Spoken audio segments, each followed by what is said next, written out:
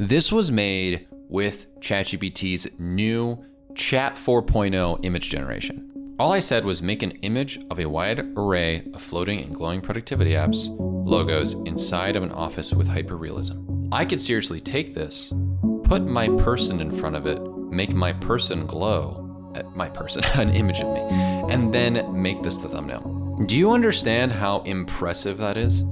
Hi, my name is Demetri Panici, and I'm a content creator, agency owner, and AI enthusiast. You're listening to the AI Agents Podcast, brought to you by Jotform, and featuring our very own CEO and founder, Ida Tank. This is the show where artificial intelligence meets innovation, productivity, and the tools shaping the future of work. Enjoy the show. I cannot believe that OpenAI did this. It's actually crazy. OpenAI has created some incredible images recently. I just want you to take a look at this image. This was made with ChatGPT's new Chat 4.0 image generation. All I said was make an image of a wide array of floating and glowing productivity apps, logos inside of an office with hyperrealism. I could seriously take this, put my person in front of it, make my person glow, an image of me, and then make this the thumbnail.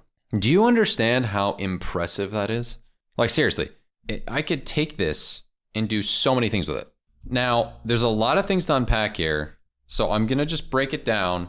If we look at ChatGPT 4.0 image generation, all this essentially has done is taken what we saw before and improved it so that you can actually have consistent writing capabilities. This is the best thing I've ever seen when it comes to writing. No image generation has had this good of text. It's insane. The photorealism, the quality, nobody was ready for this. This is not something that I think was in the cards for anyone. So what I'm gonna do here is show you some examples of things that I created through my prompt engineering and what you can do with it too. So obviously, first and foremost, we have this here, right? And this is great. And this is a great example. I would just say that some things to note is, in the installable ChatGPT app, you can't click on the images yet. This isn't like something where you can click on it and edit it. It's kind of annoying, but you can on the web version, okay? So what I can do on the web version is after I write the prompt, I can look at it and be like, hey, just grab this and say, can you replace that with a logo of, let me see what apps are missing. Tick. And what it'll do is it'll specifically update the image to align with my request. Now, I'm going to show you a couple examples of how this can be utilized in your day-to-day workflows that aren't even being talked about, if we're being honest. But it's mainly because people aren't thinking outside of the box. I am thinking outside of the box, and I got some great examples, and I'm going to give some shout outs to different creators who have amazing palettes of creation. So while this is generated in the background, just to prove a point, I'm going to go to Simon Hoiberg here. He is a wonderful content creator on LinkedIn. He makes really nice designs, okay? I think they're some of the best designs out there. They're really cool. As you can see, they're pretty much this nice purple and gradient color scheme that I think I'm gonna steal. You can see this is an example of a post. And all I could do is literally copy an image, and inside of my own ChatGPT, what I can do is I can ask ChatGPT to create an image using the style. Let's walk you through the process of what I did. So I said, create an infographic comparing Todoist and Notion's main tools. It was using the search function, which ended up, if you click on the search function, it doesn't work. So just call that out. So I said, create an infographic, right? And then what it did is it gave me a breakdown of each half, right? And it gave me key feature comparisons of the two products, which is awesome. Pricing, etc. And then I said, based on the text below, create an infographic that sums up the differences between these tools. Look what it made. Have you ever seen text actually look like this? It added the Todoist logo. It added the Notion logo. It gave a breakdown. Granted, it's cut off, but it gave, which is a limitation, but it gave a breakdown of all the text that was researched. So you quite literally could do some basic research using ChatGPT, then immediately following that, ask a request for it to create an infographic. Yeah, that's incredible. Now let's take it a step further. I did an edit by clicking on this, gave it the image of Simon Hoiberg's graphic that I showed you on LinkedIn by copying the image and pasting it in ChatGPT. And then I said, edit it to be in this style. Look at that. That's pretty nice. And then I went farther and I said, edit it to be in this style without changing the text, right? Because what ended up happening here is it grabbed some bits and pieces from the AI agents and context here. And then it literally did something that didn't really work. So I had to start from scratch. And I said, from scratch, in this style, summarizing the info from this text below, create an infographic for LinkedIn. And the final result, outside of the fact that it's too long, in my opinion, is incredible. It shows that it's a LinkedIn post, just like Simon Hoiberg's LinkedIn kind of showcase. It has Todoist first Notion. So obviously, besides this, so far so good. Todoist logo, Notion logo. This is the breakdown that was found in the recommendation of what I found via just searching what are the differences between the two tools in ChatGPT. Then it immediately gave me key features, comparisons, ideal use cases, pricing. Incredible. The style here is outstanding. I didn't need a graphic designer. They got to worry.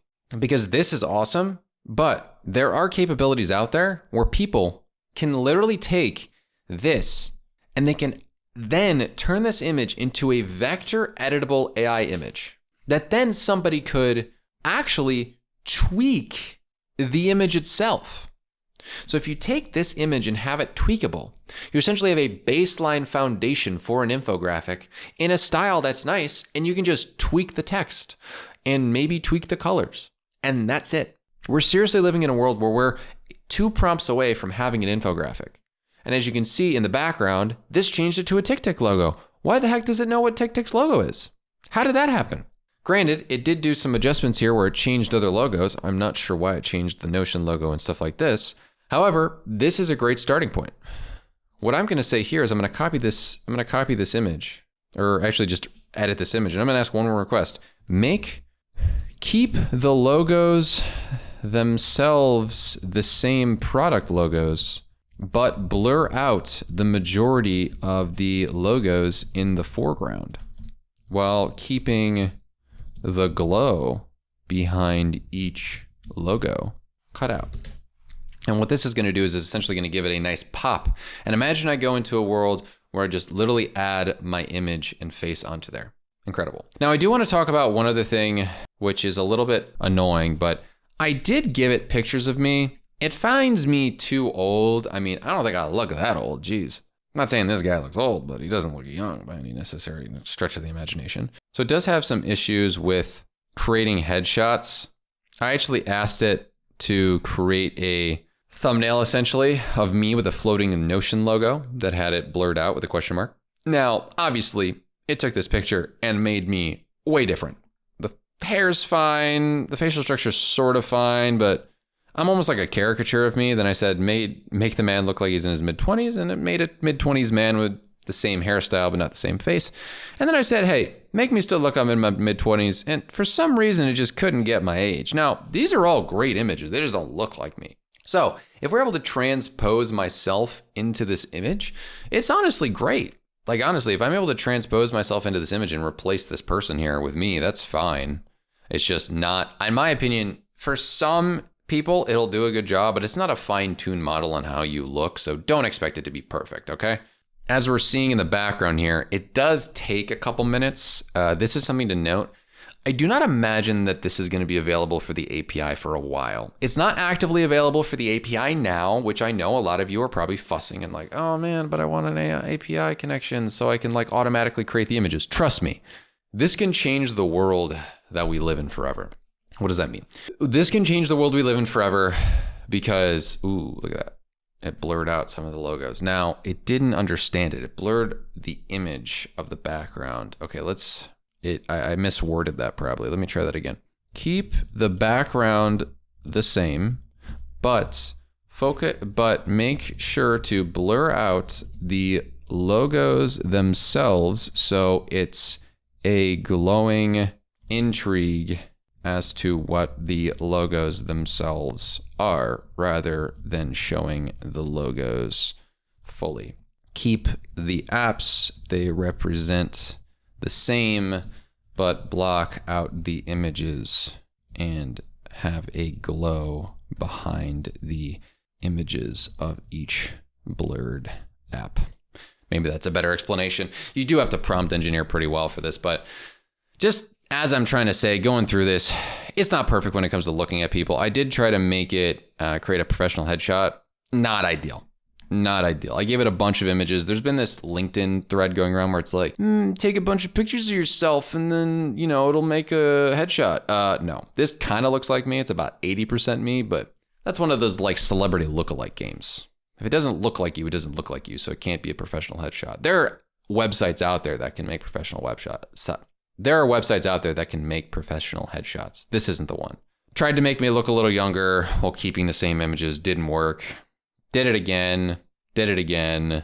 Did it. It made me look like an edgy, sad 36-year-old version of myself who's like tired from the fact that the kids have been crying all night. I didn't want that. I don't really understand this could look like me when I'm in my mid-30s, but it's just not getting my age right, which is really weird. I even gave it a specific age, said I was athletic, which is accurate, but yeah, I don't know. I'm not really feeling this for headshots, so try it at your own discretion, but do not expect the world as people are presenting it to you. We'll give this another minute to essentially load and give you hopefully the final improvement that I was looking for, which is essentially just taking these and like having the logos blurred out. And honestly, this could serve as a fine background for a thumbnail. It's just not quite there yet. So as you can see, it takes about 3 to 4 minutes plus for this to create the image, which for all intents and purposes, it's gonna be good. But I really want an API to come out for this so I can have it mass produce the blog images to pair the infographics with generated blogs. However, patience in this case, a few minutes of AI generation taking less time than a graphic designer is definitely good. So I'm not gonna complain. This is pretty incredible. We didn't live in a world where this was possible like a week ago. So I'm just so grateful that this is what it is. Being as explicit. See, this is kind of what I was looking for. I like this.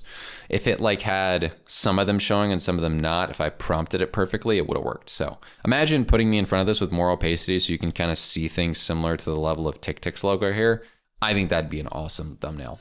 And that's just one idea. And you can train AI to make better prompts on this too. So overall, I would just recommend taking inspiration from what's out there, giving credit where credit is due, and utilizing this to enhance your graphic designer's workflow rather than just replacing them outright. So with that being said, I hope you enjoyed this video. I hope you learned a little bit of something on the ChatGPT 4.0 image generation. Make sure to like and follow our podcast for more info on everything AI in 2025. Thank you so much for watching, and we'll see you in the next one. Peace.